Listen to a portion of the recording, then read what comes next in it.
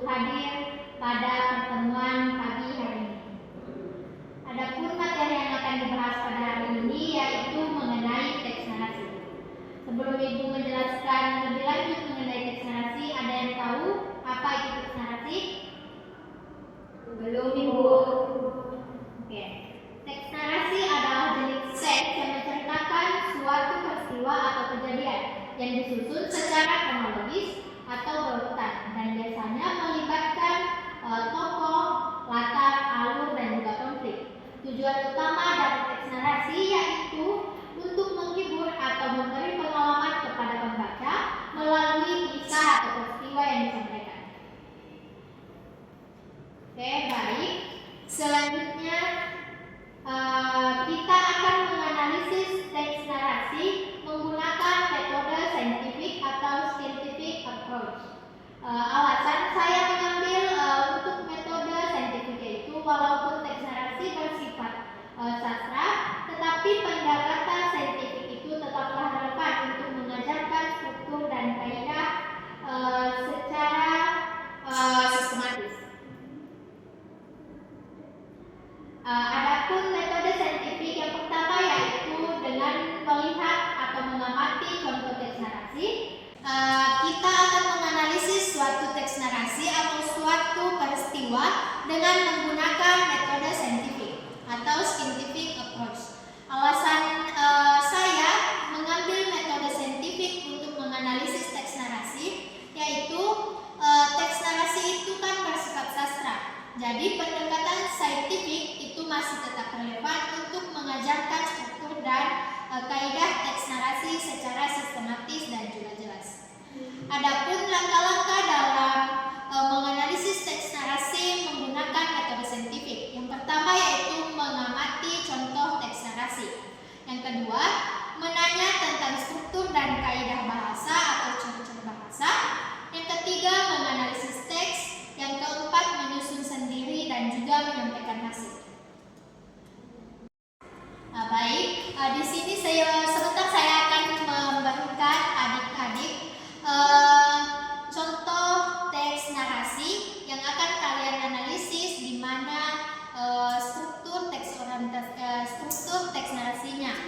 Sebelum saya membagikan, saya akan menjelaskan mengenai struktur teks narasi. Struktur teks narasi ada 4. Yang pertama yaitu orientasi, yaitu memperkenalkan tokoh dan latar ceritanya. Yang kedua, komplikasi, yaitu munculnya masalah atau konflik dalam cerita. Yang ketiga, resolusi, yaitu penyelesaian dari masalah atau komplikasi. Dan yang keempat atau yang terakhir yaitu koda atau penutup, yaitu pesan moral atau cerita opsional. Adapun ciri kebahasaan teks narasi yaitu menggunakan kata kerja aksi ya seperti menatap, berlari, menjahit, dan juga memandang. Yang kedua, menggunakan kata keterangan waktu dan tempat seperti pagi, malam, di dekat jendela, dan di kamar ayah. Dan yang selanjutnya yaitu menggunakan kata hubung kronologis seperti lalu, suatu malam, pagi itu, dan namun. Selanjutnya menggunakan kalimat langsung dan tidak langsung. Contohnya, pakai ini nak, dinding memandang sepatu itu. Selanjutnya yaitu bahasa emotif atau deskriptif, yaitu untuk menggambarkan suasana atau perasaan. Apakah anak-anak sudah paham mengenai yang telah saya jelaskan? Paham, Ibu.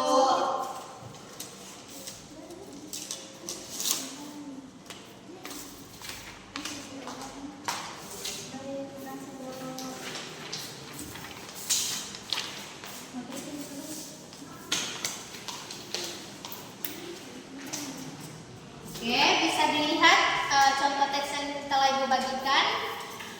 Ibu, sebelumnya sebelum saya mengajukan pertanyaan, adik-adik boleh membaca atau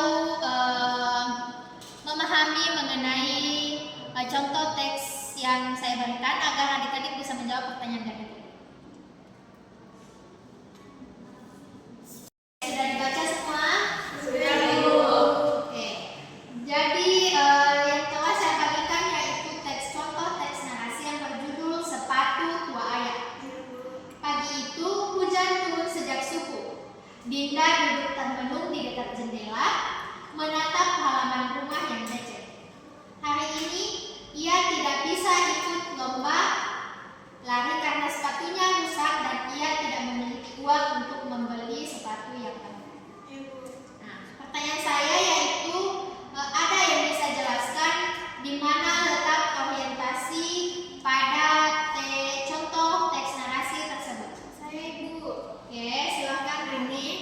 Ya, contoh orientasinya itu ada di Dinda adalah siswa kelas 8 yang sangat menyukai olahraga, terutama lari. Ia tinggal bersama ayahnya yang bekerja sebagai tukang kebun di sekolahnya. Oke, bagus sekali yang telah dijelaskan oleh Eni Apriliani dan sesuai dengan orientasi. Selanjutnya ada yang bisa jelaskan di mana resolusi dari teks tersebut? Silakan ini Marlini.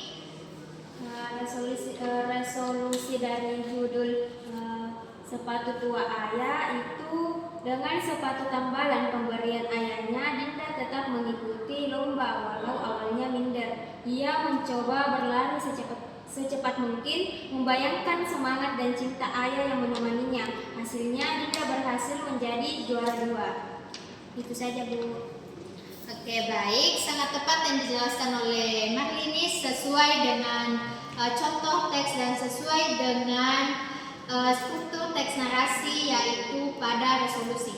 Selanjutnya bisa dijelaskan struktur teks narasi yang ketiga yang terdapat pada teks narasi sepatu tua ayah mengenai komplikasi, di mana letak komplikasi pada contoh teks narasi sepatu tua ayah. Saya Ibu.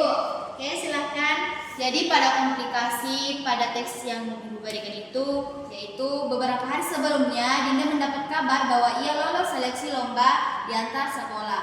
Ia sangat gembira dan berlatih setiap hari dengan penuh semangat. Namun, semangat itu perlahan pudar saat sepatunya robek dan tidak bisa dipakai lagi.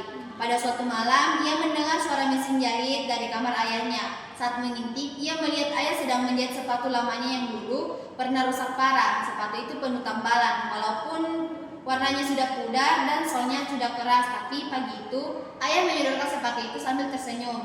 Dia bilang, "Pakai ini nak, mungkin tidak baru, tapi masih kuat untuk berlari," kata ayahnya dengan lembut. Dinda memandang sepatu itu dengan mata yang berkaca-kaca. Itu Ibu. Oke, baik, sangat bagus yang telah dijelaskan oleh Nurhasita Hakim mengenai komplikasi. Selanjutnya struktur yang terakhir ada koda. Mungkin bisa dijelaskan kepada Farah Ramadhani mengenai koda dari teks contoh teks narasi yang digunakan.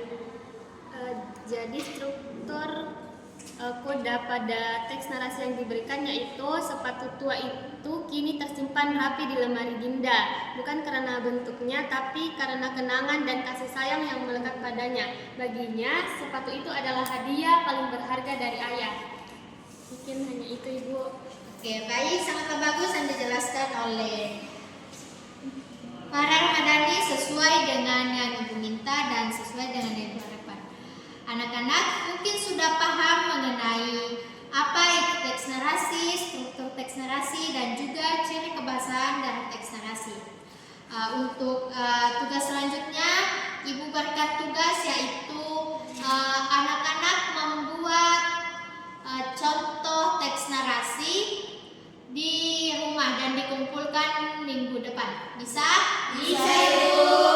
Oke, baik. Karena anak-anak semuanya sudah paham mengenai materi pada hari ini, jadi materi yang dapat kita simpulkan pada hari ini yaitu pembelajaran teks narasi dapat dilakukan secara efektif dengan menggunakan model pembelajaran scientific approach, dan meskipun teks narasi bersifat sastra dan imajinatif, pendekatan saintifik membantu peserta didik memahami struktur dan kaidah kebahasaan secara sistematis melalui 5 langkah, yaitu mengamati, menanya, mengumpulkan informasi, menalar, dan mengomunikasikan. Pada contoh teks sepatu tua ayah sangat relevan digunakan dalam pendekatan pembelajaran karena memuat struktur teks narasi yang lengkap mulai dari orientasi, komplikasi, resolusi, hingga koda, dan juga memuat ciri kebahasaan yang relevan, yang khas kata kerja aksi, keterangan waktu atau tempat, konjungsi, kronologis, dan juga bahasa emotif. Dan melalui teks narasi ini, siswa dapat belajar mengenal dan menyusun teks narasi berdasarkan pengalaman atau imajinasi makna mereka sendiri. Sekaligus juga bisa menambah atau melatih keterampilan berpikir kritis dan kreatif siswa.